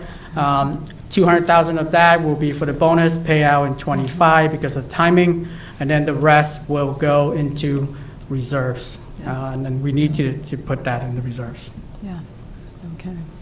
So do you want guidance this evening? This is just to brief you all. Okay. What I'm hoping you will consider when we bring this back. That way, then okay. You can vote on that. And then the other stuff I mentioned, ARPA budget amendment 5 and the school budget. And then anything else between now and then that you can think of. Obviously, the Parks and Rec CIP item is one, but anything else that you can think of. Right, I think I still have to get you the 50th anniversary budget. Yes. Thank you for bringing it up. That was not part of this because I'm still waiting on the budget. If you can have those numbers, that would be helpful. Yeah. Well, I'm Do you almost have done the- with my dissertation, so I'll just submit it tomorrow, so we got this weekend to work on it. Do you have a guesstimate on the amount of overtime for staff for the 50th? Honestly, based on kind of the plans that I've seen, for a singular event, a la July 4, we're gonna have to estimate based off the last known event, because it's gonna be an all-day event, and I think we had, 15,000? I think we also hired some state police at a cost of 4,000. I can get the numbers for you from the last July 4 staffing cost as a baseline benchmark. That would need to go into this, correct? No, it'll go fiscal 26. I'm sorry, Fiscal 26. fiscal 26. 26. Yeah, because I think the event is September 2025. Right, so you have, yeah. you have the 50th anniversary time, celebration, okay. July 1, the small parade on July 5, and then the big celebration will be around October of 2025. The small parade might also require staff support, so that may be an Yeah. additional, okay. Okay. Thank you, Keith. Thank you. Any other Yeah, questions? 2 questions. Yes. What was the amount for the water and sewer for the reimbursement? 2.5. And what is the amount going into reserve? For fiscal year '24, Right. right now, we're templating roughly 1.7, and then fiscal year '25, obviously, we're at the half-year mark. I think we have 272,000 for earmark for contribution to reserve. So there was one other thing, but we pushed it back to '26. When you all approved the K-Hop development, we were anticipating, I forgot, it was like 1.8, I think. But because of timing, it's actually in fiscal year '26. But that is still pending out there, but it's already templated for '26. But 1.7 plus 200K for this year. Is it possible to contribute some of that reserve amount to the water sewer to bring the balance down? Yeah, we can. So right now, yes, the answer is yes, right? We kind of have the ability to kind of transfer. We try not to do this as much as possible, but because we borrow from it, we can certainly do that. Pending any future development, we have other opportunity to do that as well. Right now, we're just recommending putting it in the reserve because we may potentially have to use some reserve for other things. We have future opportunities to replenish that fund. And right now, the deficit is not, or not deficit, the borrow fund is not impacting the current rates. And so there's no rush to replenish when we may have a potential need for that funds soon. I think FY27 is when the rate will go up if we don't replenish. correct? Yeah, and that's. So that's basically 3 years. We need a game plan Yeah. before that happens. Yes, and that's what the 10-year model helps you do. Okay. It helps you plan out sort of a high level, what you want to do with those macro variables. Right. But again, every single cycle, I'm going to have to do this exercise, or the city manager will have to do this exercise all over again. Sure. Because it depends on assessment, it depends on what you guys want to do with the tax rate and the water rate. So every year, we have to readjust. But to your point, yes, we want the fund balance to be healthy across all funds. And it's on our list to replenish that 2.5. We're not going to forget that. Right. I just want to make sure we don't miss the mark of the next increase. Yeah, Because no. I want to see the water increase again, and so make sure it's in everybody's radar that this 2.5 needs to be brought down in the next couple of years. Well, I mean, even if we just like throw maybe 25, 50 grand, That's what I'm saying. Right, just Slowly, something, just chipped away right. from it. That's what I was thinking So, of. Yeah. a couple of comments there, a little bit more nuanced. So, the 2.5 would replenish the water sewer fund balance, which is, essentially just reserved for capital, right? Right. The water bill is a function of UOSA debt and how much they charge us for the water and capacity. Right now, we have way excess capacity, and that's a fixed cost, but not enough consumer. And so the bill is going to be high. You're absolutely right, fund balance will allow you to subsidize by lowering the rate, but you're going to burn out your fund balance. It's kind of, what that strategy will do. Really, the best holistic strategy is to increase the end user, so you can spread that fixed cost out, Maybe UOSA will, not increase the bills so high in terms of capital and operations and pass that on to us. And then some fund balance and, economic development growth where we could use some of that water sewer fund balance to lower the rates reasonably, where we're not subsidizing, UOSA bills. What you're doing by doing that is subsidizing UOSA bills for residents, which is, your decision. The reason why we're putting it in the general fund balance rather than water sewer now is that right now the rate is fixed. We're not changing the rate in '25, so we have 6 months time horizon to kind of earmark that for something else that we may need. Okay. Thank you. Okay. Any other questions, comments? Okay. Thank you, Keith. Yes. One more thing. Good afternoon, Mayor Grishol, Vice Mayor and Governing Body, Tony Jenkins, Budget Manager.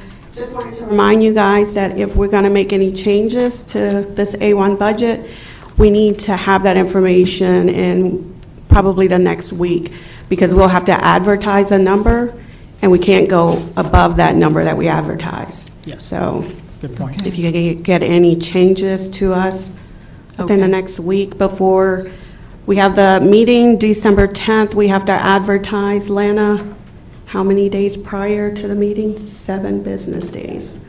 So if you could get that to us before the holidays, that would be great. Okay. Thank you, Tony. Yeah, that's a great point. I just want to thank the staff, right? The department directors and their admin reps, finance, Tony especially. We're only increasing operating by $54K. That's pretty amazing for half a year for the city. Oh, yeah. So good job on them for value engineering and finding cost saving. Yeah. Thank you, Keith. Okay, moving on to consent agenda. Consent agenda is a long one this evening. Consists of approval of the minutes of October 15th, 22nd, and 29th, and November 1st, 2024. Approval of a proclamation designating November 30th, 2024 as Small Business Saturday. Approval and ratification of the mayor's signing of an agreement with the Commissioner of the Revenue, Deborah Wood, and a first amendment to an agreement with Treasurer Patricia Dellinger as presented. Approval of a revised resolution for the 50th Anniversary Committee membership. Approval and authorization for the interim city manager to sign a service agreement with Merchant McIntyre and Associates LLC for grants program management services to the city through October 31st, 2025 as presented and subject to final city attorney review.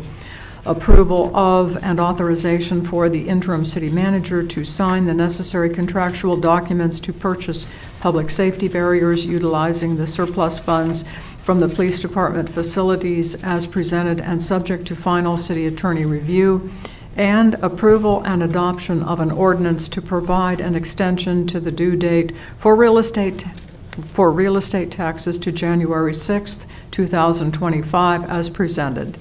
Do we have a motion? So moved. Second. All in favor? Aye. Opposed, abstained, motion carries. Thank you. Okay, moving on to new business. The city charter amendment resolution has been postponed to the next meeting.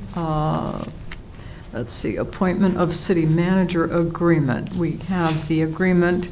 Are there any last minute comments? Okay. Hearing none, the recommended motion is for the governing body to approve and authorize the mayor to sign an employment agreement with Carl C. Cole to serve as the city manager for Manassas Park as presented and subject to final city attorney review. So moved. Second. All in favor? Aye. Opposed, abstained, motion carries. Thank you. Okay, Tyler Technologies. Okay. Oh, you're up again, Keith? Yeah, okay. Yeah. Okay. Before I kind of go into this, just a quick question on your previous agenda item. If you all can just let me know offline about the vehicle situation for the new city manager. We Okay. can make sure that we are prepared when we get there. Okay. Right I now, we will. have the enterprise speed model. I want to make sure that if he needs to be involved, we can procure one. Okay. I will call him directly. Okay. So the next two items are pretty self-explanatory. The first one is Tyler Technology Software Solution. So as you know, we have four modules in the ERP. Tax, we just took care of. Right now, again, I mentioned we're in sort of end user training, ramp up. We do have some challenges with the credit card processing that we're working through. But from a project perspective, that one is implemented. We just had a kickoff meeting for utility billing with Edmonds Gov, and Patty's team and Calvin's team is helping us with that. That's going to be an easier lift, I think. I think the challenge for that one is going to be the smart meter integrations.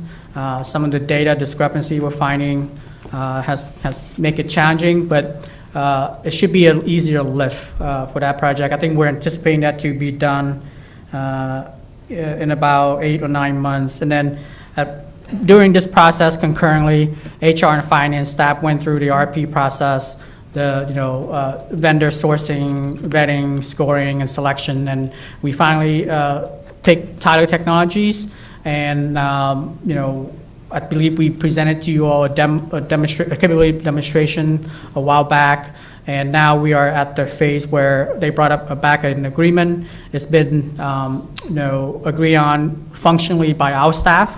It's been agreed on by their staff. City attorney is still reviewing for legal protections. But the ask for you all tonight is to approve us signing the agreement so we can implement the software, knowing that we're not going to start implementing until utility billing is completed because of staff capacity.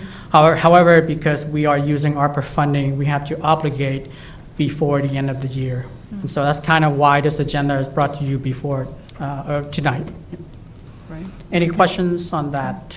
And of course, as we onboard this, I will make sure to bring back other demonstration for you all as a refresher and for our residents as well, if interested. But the reason why is because of timing for ARPA obligation. Mm-hmm. Comments or questions? No? Okay. The staff recommended motion is that the governing body approve and authorize the interim city manager to sign a contract with Tyler Technologies Incorporated for the implementation of the HR, of the Human Resources Finance modules of the ERP at a cost not to exceed $572,318 as presented and subject to final city attorney review. So moved. Second. All in favor? Aye. Opposed, abstained, motion carries. Thank you. ERP implementation support. So in the same vein, we, for the past two modules, we have used a company called Avero Technologies to help us implement the software solution, right? So you have three parts: the software company, the system integrator, implementator, and then us, the end user. So when this was first started, it was again part staffing capacity and capability limitation. And so we have hired them for fully managed implementation for tax. Now we're using them for utility billing, which you approved, I want to say, 2 months ago. And now we're asking for also fully implementation support for HR finance when the time comes. But again, because of timing of ARPA obligations, we're bringing it to you tonight. Okay. Thank you, Keith. Comments or questions? Comments or questions? Okay. Staff recommended motion is that the governing body authorize the city manager to negotiate and sign a contract with Avero Advisors Incorporated for ERP implementation support services at a cost not to exceed $462,841 pending final city attorney review. So moved. Second. All in favor? Aye. Opposed, abstained, motion carries. Thank you. Signal Bay Waterpark Restoration Project.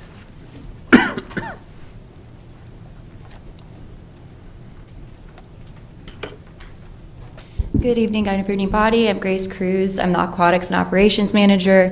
I'm here to present the staff recommendation for the replacement of Signal Bay Waterpark's Outpost feature, which is that central play feature in the middle of the wading pool, as well as the safety matting, the spray cannons, and the vinyl liner.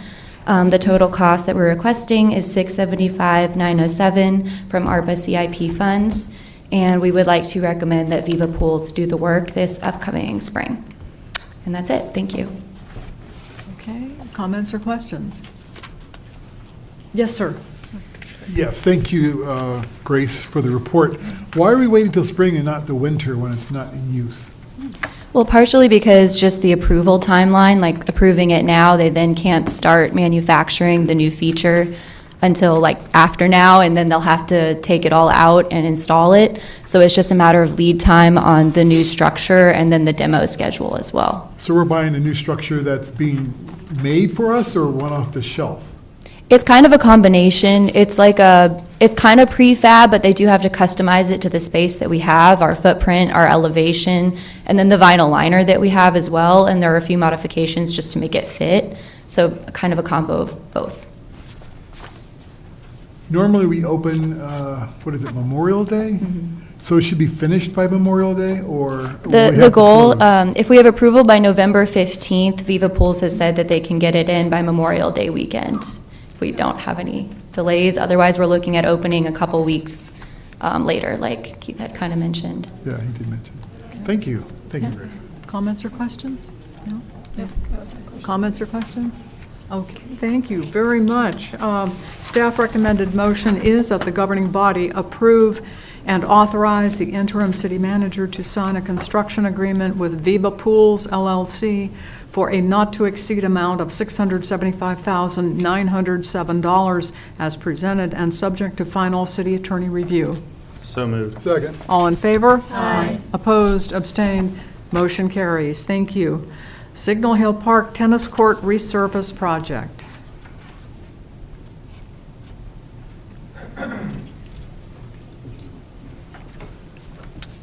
Good evening, Mayor, members Welcome, of the Jay. governing body. So before you this evening is a staff recommendation requesting your approval to move forward with the tennis court resurface project at Signal Hill Park. This was originally approved as part of the FY25 CIP budget, and we've received a lot of feedback and interest from the community, especially over the last couple of years, for us to move forward on this project. So as far as the details of the project, this is a 2-inch mill overlay replacement of all the posts, the nets, acrylic paint will be added, resurfacer. The fencing that's there will be taken down and replaced with all new vinyl coated 10-foot chain link to match the existing. Official court lines will be for tennis as well as pickleball. So it'll be multifunctional in that regard. So it's pretty much a full renovation project. Kind of everything that's there is going to be removed and replaced with all new. Submitted quote request to 4 different vendors. Of the 4, 3 provided comprehensive proposals for the work. Of those 3, Gossip and Costello Paving came in at the lowest bid for $113,500. So staff's recommendation is to move forward in that amount. However, with a contingency of 15%, which brings the price up to $130,525. What that does is gives us a little bit of flexibility in the interim. In the event that asphalt prices do increase, they generally will change monthly. And because of the weather constraints and the temperature, we can't move on this until spring. Hopefully April, but it even could be May.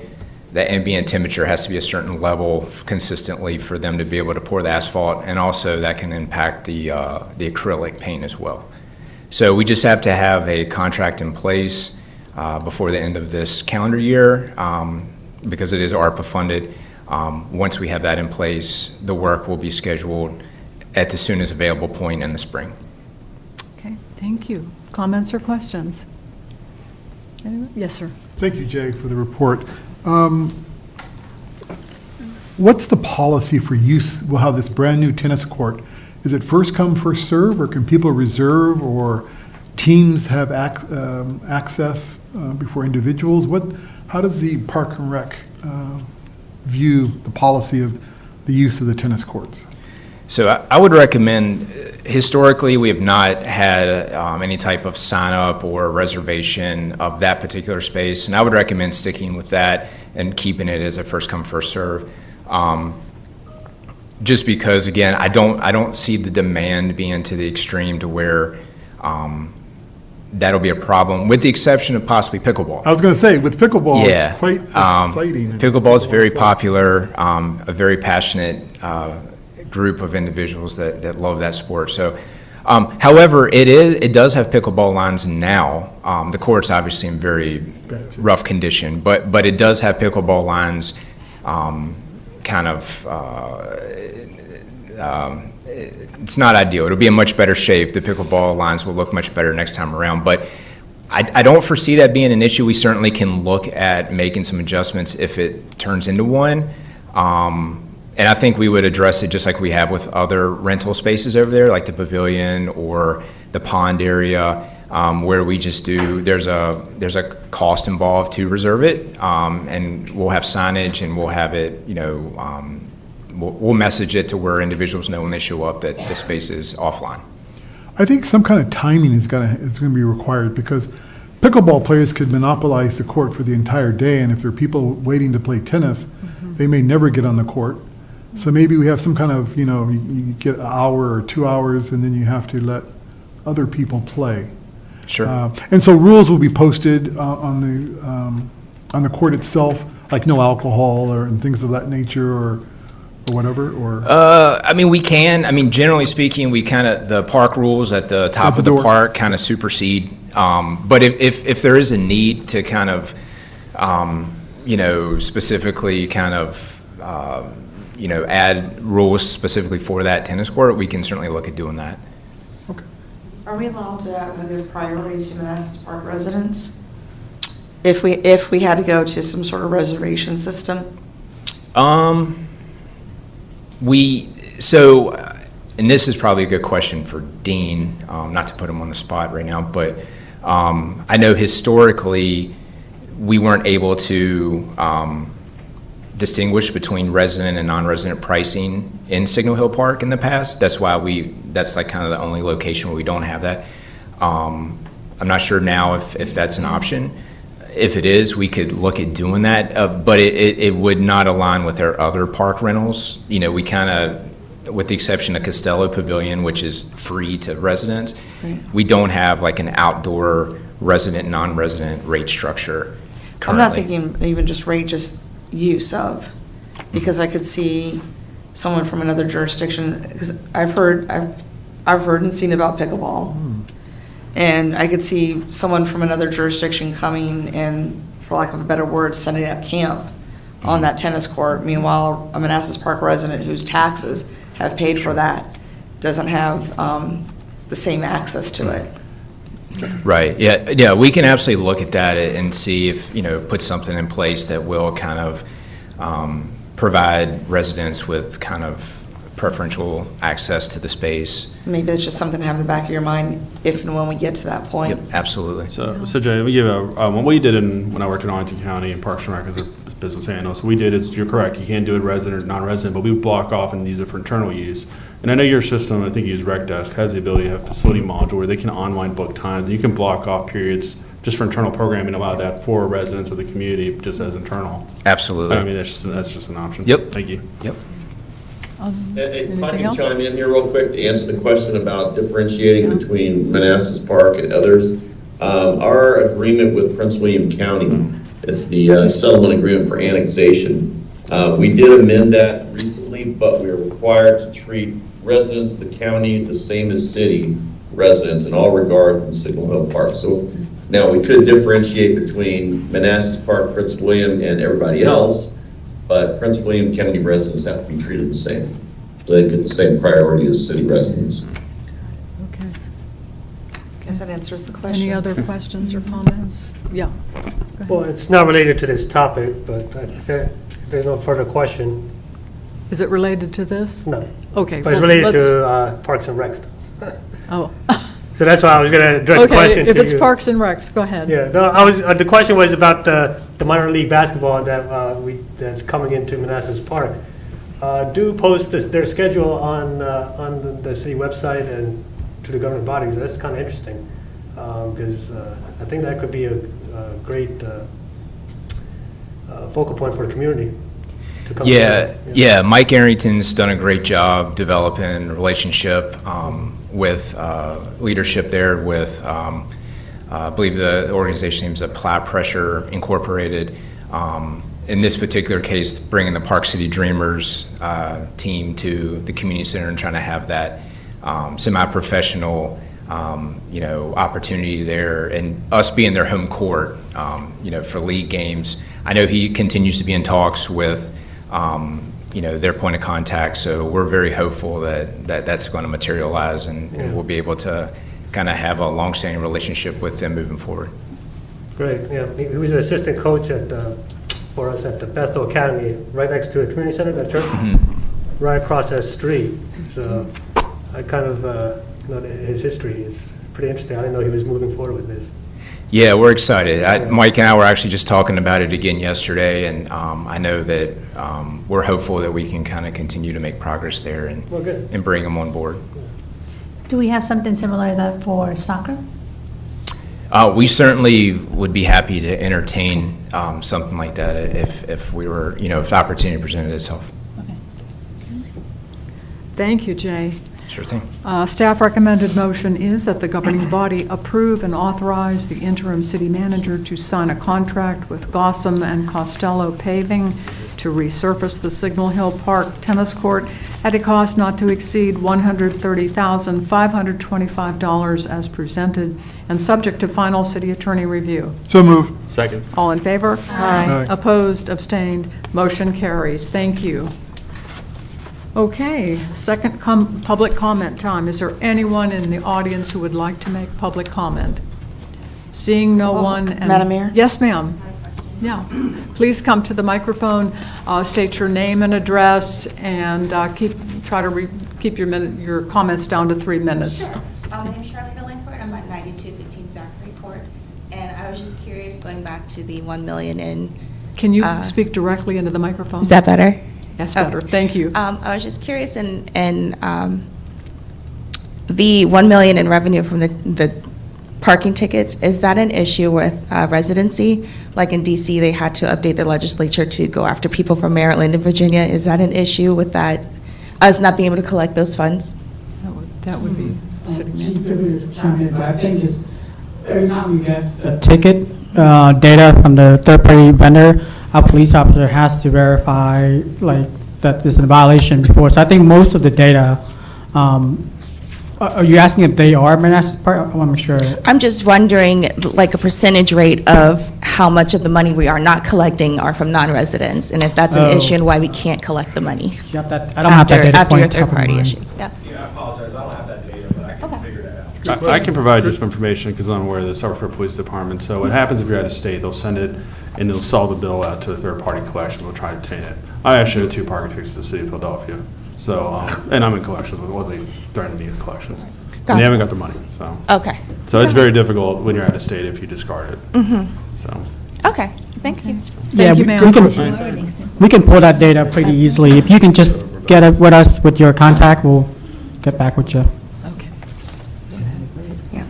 So last night, the members, Yessie, myself, and the other members of Keep the Park Beautiful participated in training by Keep America Beautiful, and at the end of it, Manassas Parks Keep the Park Beautiful is now an official member of Keep America Beautiful. This is something that we've had in the works since, actually I brought it forward in 2021, so this has been a labor effort for 3 years.